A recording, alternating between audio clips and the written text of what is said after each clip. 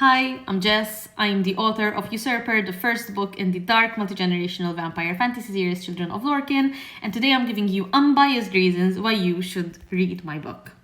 This is the book in question. The first reason is the writing. So Usurper is written in third person limited past tense following a single point of view. And readers and reviewers have praised it for the immersive prose style and engaging dialogue, blending this literary character-driven style of writing with a plot that twists and turns and keeps you hooked, waiting for the next big thing that will surprise you. Second reason is the characters. So like I said, the book is very character driven, and every reader who has reached out to me or left a review has in some way praised the character development in this book. And by this, they do not only mean the main character, Dimitri, whose head we're in because it's limited point of view, so we're constantly with him, but also the other characters. So the book has 5 characters that I consider to be main players. There's Dimitri, there's his brother Yevgeny, his best friend Nikita, Isabel, and also a character called Kaios. All 5 of these characters have their own spirit that lends itself to the story, and without them the book would not be the same. But there has also been a ton of praise for the side characters. The grumpy mentor has been a fan favorite. The relationships and the complex dynamics with characters that might appear once or twice but leave their impact. So these characters literally jump off the page at you, and everybody has absolutely loved and hated the characters in this book. They have brought out emotions in readers. Readers have felt things because they were invested in characters, whether that was to love them and watch them succeed, or cry when they failed, or want them to fail, because even the antagonists, plural, in this book leave an emotional impact. The third reason is the plot. So while the book is very character driven and also very immersive in the interiority of the main character and his voice, the plot twists and turns. And people who normally hate plot twists have said that it actually works in Usurper, because no matter where you are, you're never safe. If things seem to be looking up, they might not be looking up in the next bit. And if things seem tense and like everything is about to collapse, they might actually mellow down in the next bit. I can't, promise coziness. It is not a cozy book. It's very dark fantasy. But yes, so it's a little bit of everything. There will be moments where you will laugh, there will be moments where you will be crying, there will be moments where you will want to throw the book across the room. People have done this. It will make you feel the things. It will make you eager to find out more. Now, the book is not a fast-paced book. It is medium-paced. That is how I am describing it. That is on purpose. It is not a boring book. There's always something happening. And the timeline actually covers around 3 years in this character's life, because the series is multi-generational and the political plot happens over 80 plus years, around 82. So the first book needed to cover this character arc to its completion. I'm not saying that we won't see returning characters, but we only live in the head of this character for this book. So his main character development arc has to happen in its entirety in the first book. And it is medium paced, not because things aren't happening. There's always something happening, but we do get moments where we can slow down and experience the mundane, and that is done on purpose. One thing I have received very positive feedback on is the human aspect of this vampire book. So the human condition is actually something I am very interested in as a reader, as an author, and as a former literature student. The human condition is something that we can all identify with. And that is a central theme, not of Usurper, but of the entire series, of the entire Lorcanverse. So what does it mean to be human, to experience human things? Whether you're a vampire, a wolf, a hybrid, a human, whatever you are, there are certain parts of the human condition, certain aspects that all of us have to go through, all of us have to experience these things, and we get this very deeply human experience of identity and identifying as a vampire for Dimitri, the main character. That is very relatable. So yes, the mundane is a big part of being human. So we're going to have scenes, and they are favorite scenes of readers, where we're going to witness this character learning to live like the other side and learning about ratchets and how to organize a garage and how to fix a car. And readers have loved it. Readers have loved these scenes. And yes, they are not the high tension scenes that we experience later on in the book, but they are also very, very important in this discovery of who Dimitri is. The tension. So when I talk about tension, we can split this into different aspects and different types of tension. So first of all, this book has a lot of personal tension in Dimitri's relationships. And when I talk about political intrigue, it does feel very, very personal in this book. So the reason I'm saying this is because as we delve deeper into the Lorcan verse, into the Children of Lorcan books, there is going to be an overarching political plot that is affecting the vampire world and the entire system. That is not something that we get in this book. We get a small taste of what things could look like if other parties got involved politically. But the main political plot and the political intrigue in this book lie with the main family of this book, the Petrovs. So you have these brothers, the sibling angst that I've been talking about and, advertising everywhere, because I feel that it is the central thing about Dimitri's story is this poisoned sibling bond. And in this book, the stakes feel very, very high for Dimitri because they are. His entire life is on the line. Everything he's built is on the line. So the stakes are high, but they do feel personal, and they are. But don't be fooled. Don't let yourself be fooled, because this very, very personal enmity that starts in this book will snowball into something, lead to a series of events that will eventually upset this 1,000-year peace that the book starts at. The other kind of tension is obviously this romantic tension that I keep talking about. So I have always said that this is not a romantasy. Now, there are going to be volumes that read a little bit more like a romantasy, because every character, it is multi-generational. So every character gets their own story. And for some people, the romantic arc is a huge part of their personal plot.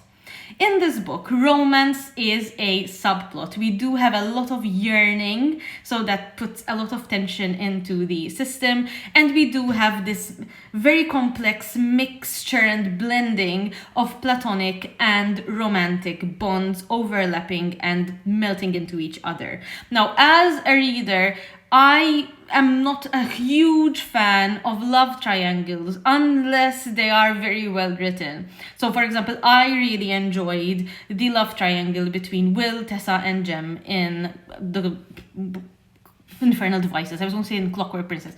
In the Infernal Devices. And I do use that as a comp. It's not because it plays out in the same way, but we do have this system of platonic and romantic kind of overlapping, everyone kind of wanting each other, but not exactly. There is a one-sided thing happening over there, but the tension is very high. We also get some blurred lines between the main character and the best friend, and this one-sided thing happening there. Anyway, readers who normally dislike this mixture of romantic and platonic and the love, let's call it a triangle, but it's not exactly a triangle, but this love triangle aspect, have actually really enjoyed this aspect of the relationships. It's not the only romance we get. We also get a glimpse into the romance experienced by the brother and his partner, Caius. And that is something that we will get to see developing firsthand in one of the spin-offs that's already written. Because another reason you should read this book is that the entire Children of Lorcan series, all 7 books, and all 11 spin-offs that overlap on this timeline are already written. And I am editing them. The second book is with the editor. The third book I'm currently editing myself. And they are planned for basically a minimum of 2 a year. The story is complete. You are not going to have to read 5 books only for me not to finish the series. The series is finished. It's a matter of editing and my suppliers giving me everything I need to kind of put out the actual paperback and the ebook and make it available for you. One more reason that you should be reading Usurper is because it is the first book in a series that's still coming out. So the second book will come out later in 2025, but if you do read Usurper now, it's the perfect time to kind of start on a series where you can read other things in the meantime, but every few months you're going to get the next installment. So if you start reading Usurper in the next few months, you'll be just in time for the second book, after which you'll be just in time for the third book. So it's the perfect time to start a series that's a very, very long series, so it does feel like a long commitment, but only the first book is out. So you're reading it as it comes out instead of having to binge like 18 books all in one go. You can read it at the pace that it comes out. The book is full of foreshadowing, both for the book itself and also foreshadowing that we will get to kind of unravel and experience in the later books. So because I have written the entire plotline and the spin-offs, there are a lot of things that I am only privy to, that we will not exactly pick up on in the first book. But if you read, for example, the third book, I'm giving you just an example. If you read the third book, something might happen in the third book where the character will make a reference to something that was referenced in the first book, and readers will make the connection. And if not, you might have a reread and make the connection then. It will hit different when you're rereading the books, if you do a reread. I can promise you that. The angst is something that I think will hit hard with readers who come from backgrounds that enjoy things like anime, things like fanfic, things that maybe have resonated with us and stayed with us over the years. So if you do enjoy that angsty, zero plot armor feeling that you get when you read fanfic and you know that everything is at stake, you will enjoy Children of Lorcan. So in this series, if a character ends, most probably it's gone forever. So it's not going to be like there's no plot armor. The inner circle is not always magically exempt from being hurt or from, dying. So there's a lot of emotional stakes. The reader always has something to lose and you will feel things, but nothing is done for shock value. Everything has a purpose. So if a character, for example, a main character or an important character loses their life in a book, the loss of that life or their absence in the rest of the book or the series is going to have a purpose. Sometimes the purpose is for character growth for the other characters, but most of the time, it's not going to be that. Something that's specific to Usurper that we will get to experience in some of the other books as well is the mentor relationship. So as a writer and a reader, I love a good mentor-mentee dynamic, and we do have some books where the mentor is actually a main character that features throughout the book in most of the chapters where, the learning experience of the character is central to the plot. Now, for Dimitri, the learning experience is quite central, but the mentor doesn't get too much screen time, page time to call it that for lack of a better word, but the impact that this mentor leaves is huge, both on the readers and on the main character. Everybody has adored this grumpy mentor with a heart of gold who absolutely adores our main character. So if you like that, if you like the mentor aspect in your fantasy books or any other books that you enjoy, or series or animated series, whatever you like, you will enjoy this aspect of Usurper as well. Complex family dynamics, not just the sibling bond, but the complex relationship and dynamic between Dimitri and his father. There are the sisters as well. They're not really main characters, but one of them does get a bit of an important role in the development arc. And we also get different idea of what family could look like. So we have found family, first of all, with the friends, with that platonic romantic thing that's happening.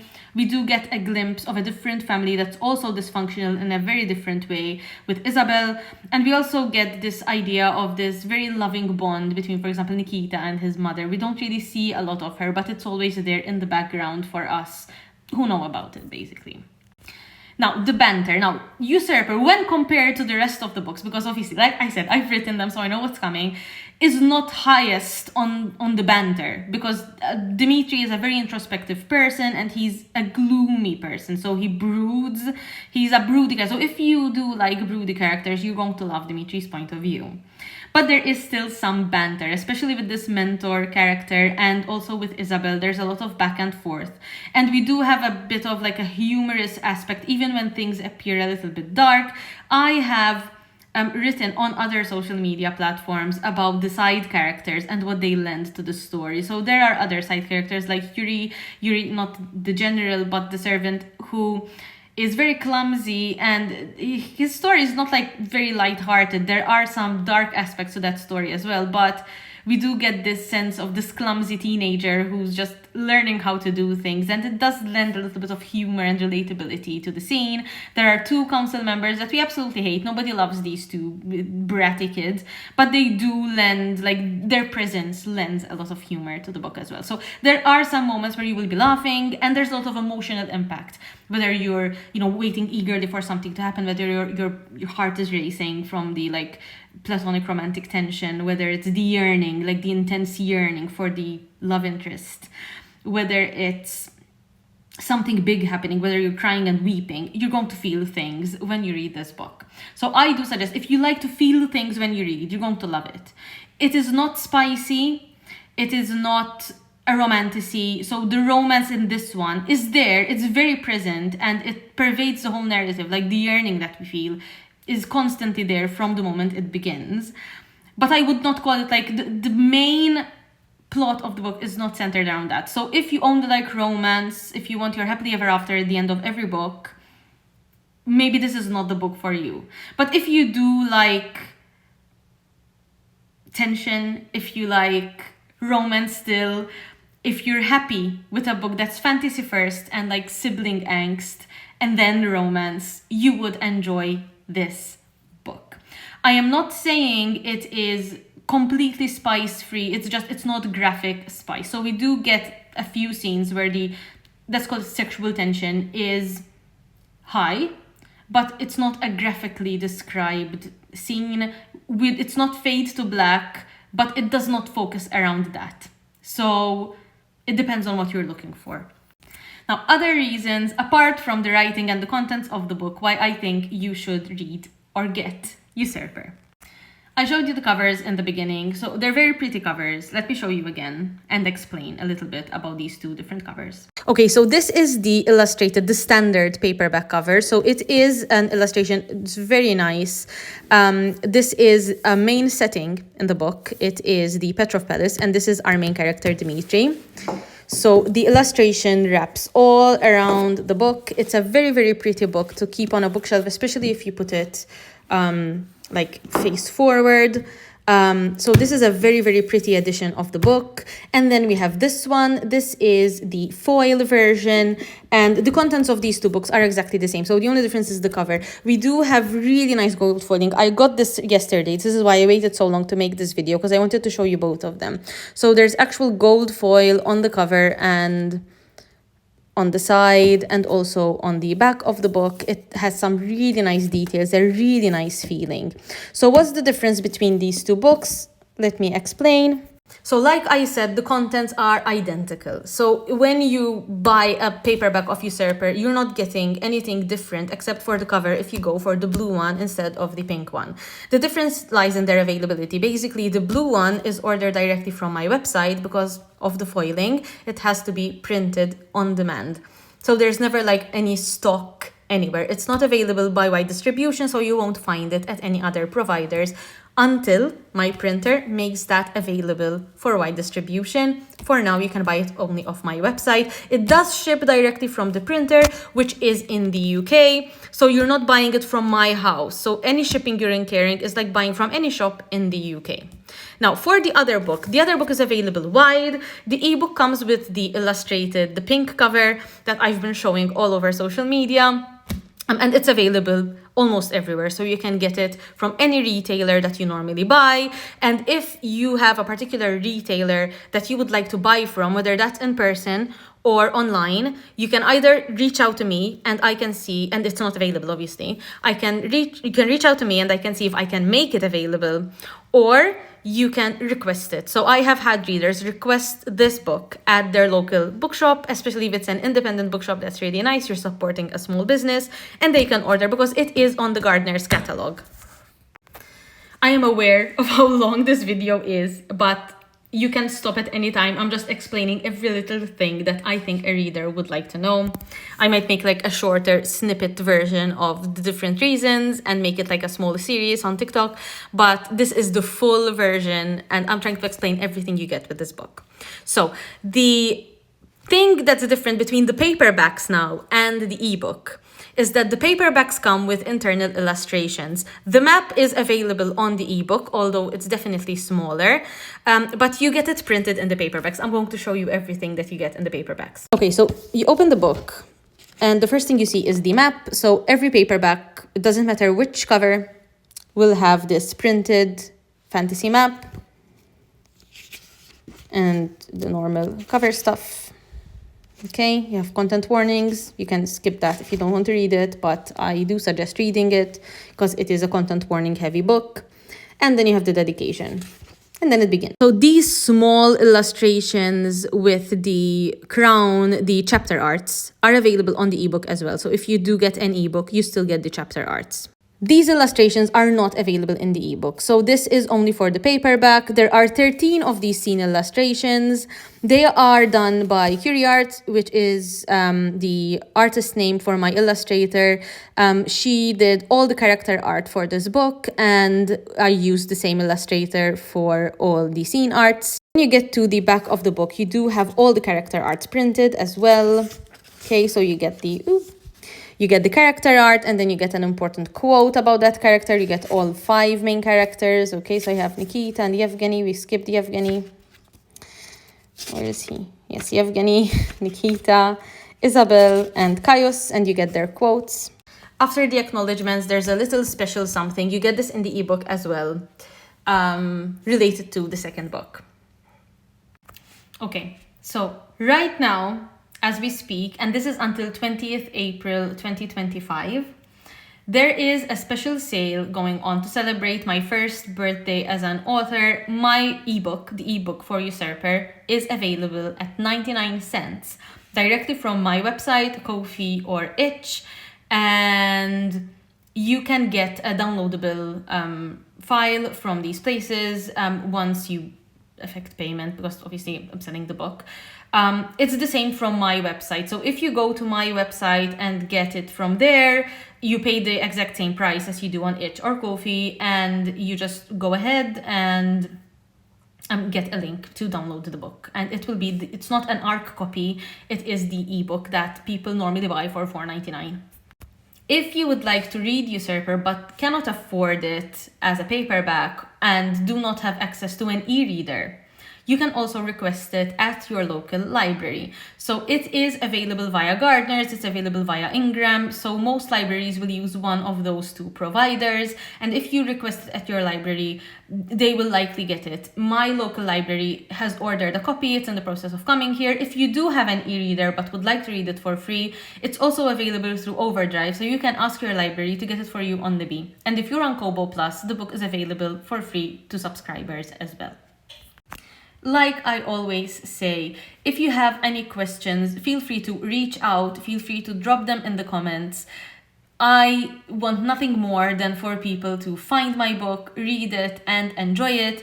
It's doing well on Goodreads. It has an average rating at this minute of 4.69, and that is not from one review. It can't be one review because it has a decimal, but it is based on 39 ratings.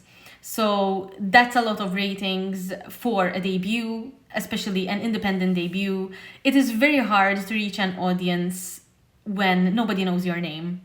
But I am doing my absolute best to make this an incredible experience for my readers, and whether that's in the cover art or in having illustrations, or whether it's making the book accessible to you and available at your library or anywhere else. I'm doing my absolute best to make this book accessible and have it reach as many readers as I think will love it. The second book is set to come out in late 2025. I will be announcing a date quite soon. Everything is happening for the second book. It's with the editor. I am working on the cover art, and the same illustrator is going to be illustrating the second book, character art as well as scene art. So what you get with the first book, you get with the second. It is obviously a very different character and a very different vibe. I can't wait to start talking about that book. For now, Usurper is out. I do encourage you to give it a go, whether that's by reading a sample and then deciding to maybe get a copy of your online provider, or getting it during the 99-cent sale, or getting your own paperback from whichever retailer you like, or from my website if you really want the foiled one. The pink one is also available on my website, and there is a bundle if you are a collector. Obviously, I understand right now financially everybody is in the same boat. I'm not expecting you to buy from my website or anything of the sort, but if you do like to collect covers and you have read the book, loved it, or think you will love it, or just love the covers and want them on your shelves, there is a very beneficially priced collector's bundle where you get the ebook and both paperbacks for a very good price, where you're saving a good amount of money. Okay. So that's it for now. Feel free to ask me questions about the book, about accessing the book, about my process, anything you want in the comments. I know this is a very long video, but it's literally the crash course on why you should read Usurper. I will be making shorter, snippety videos about the first reason, the second reason, the third reason. Most of you will probably not be here until this last moment in my video, which is about as long as a YouTube video at this stage. But if you are still here, thank you for sticking around and for your support. Remember, indie authors have to do everything ourselves. We've put a lot of time and money and labor into our books, and all we want is for readers to find them and love them. So if you have any questions, if something is stopping you from getting a copy of Usurper for some reason, or you have a problem with access, just please reach out, because sometimes the solution is much easier than you might think. And if you like Usurper, tell your friends about it, talk about it on the internet. A reader's word is worth 1,000 of mine. Thank you so much if you've stuck around, and I hope you read and love this book as much as I enjoyed writing it.